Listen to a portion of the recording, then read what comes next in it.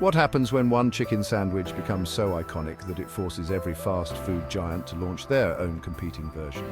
Chick-fil-A's sandwich literally transformed an entire industry, and when it's paired with their trademark golden crisscut waffle fries deliberately shaped to scoop maximum ketchup, it creates one of the most tempting combinations in fast food.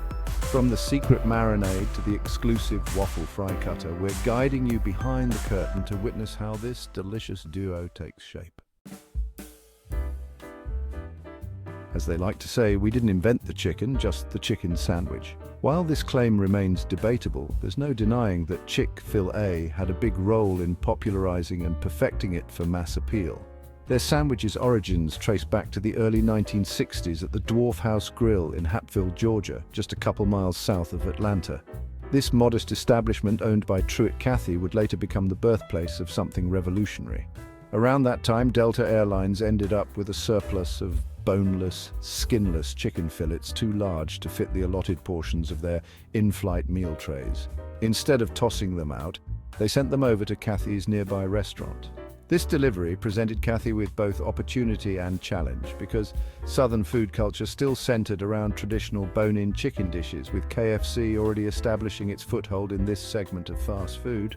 So Cathy accepted the shipment and began exploring methods to make these unusual chicken cutlets appealing to his existing customers.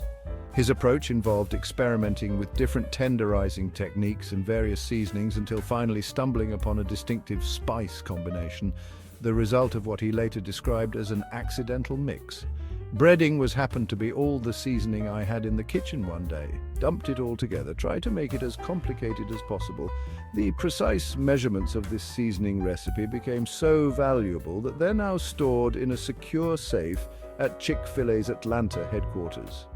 Having perfected the seasoning for these novel boneless fillets, Cathy developed a cooking method using pressure frying and peanut oil.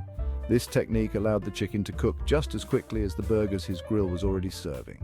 He then looks for the best way to present them, and given his kitchen was already stocked for hamburger making, he simply placed the chicken fillet on a regular hamburger bun, then tested out various toppings to liven up the sandwich's flavor profile. First, he experimented with traditional condiments like mayo, mustard, and ketchup, before landing on an unexpected combination of butter and sliced pickles. The pickle's acidic sharpness created the perfect contrast against the flavorful seasoned chicken, and voila, Chick-fil-A's revolutionary chicken sandwich was born. With his new sandwich creation that's unlike anything on his menu, Cathy now turns his focus on naming it. After trying out several ideas, he eventually settles on a combination that said it all: Chick for chicken, Phil for filet, and a capital A at the end symbolizing grade A quality. Fast forward to today, and living up to the A in Chick-fil-A takes teamwork on a massive scale.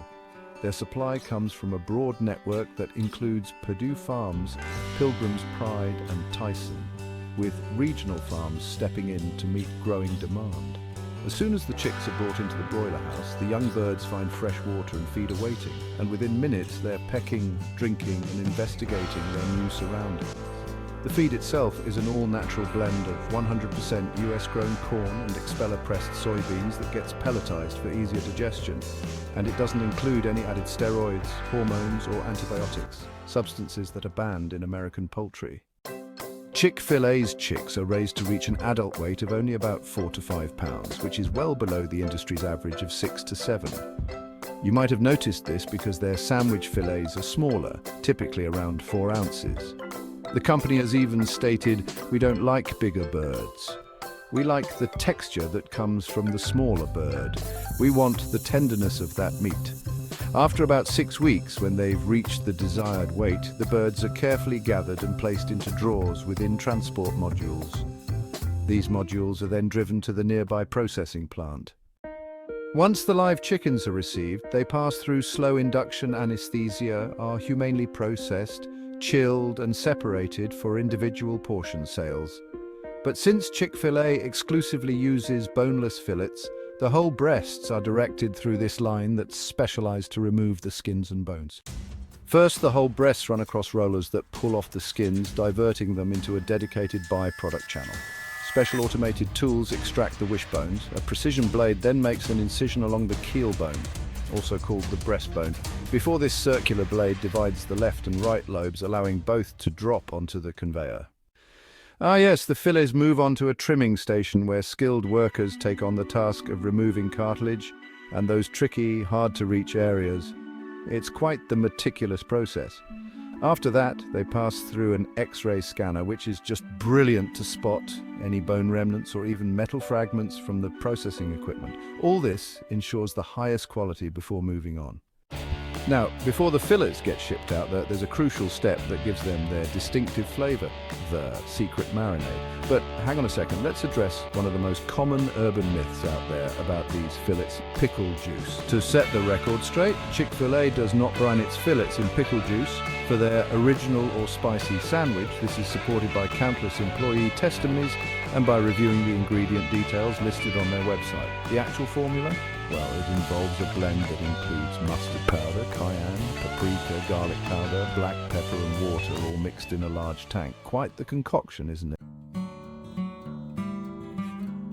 After it's combined, the spice mixture and fillets are loaded into this large drum tumbler. As the machine turns, internal paddles keep the fillets moving, allowing the marinade to work its way deep into the chicken.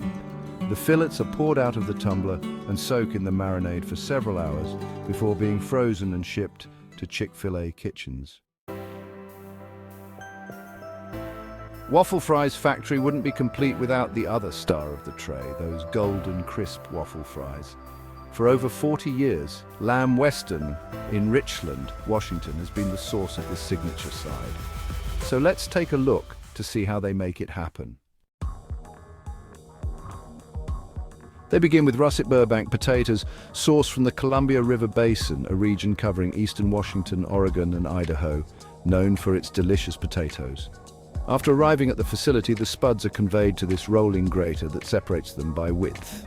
Their goal is to sort out the rounder ones because waffle fries are sliced across their width, unlike traditional fries that are cut lengthwise. Next, the potatoes head down a water slide to wash away the stuck-on soil. They then move into this large steam chamber, where high heat and pressure loosens the skins. When the pressure is released, the hot steam effortlessly strips away the skins and remaining soil in one step. The peeled potatoes are sent along the conveyor and dropped gently into this hopper along with water to soften their landing before reaching the cutter below. Inside the cutter, a top-secret water knife slices them in opposite directions. This cross-cutting motion is what carves out their distinctive hole pattern. By the time they exit, the spuds are now instantly recognizable as crisscut waffle fries.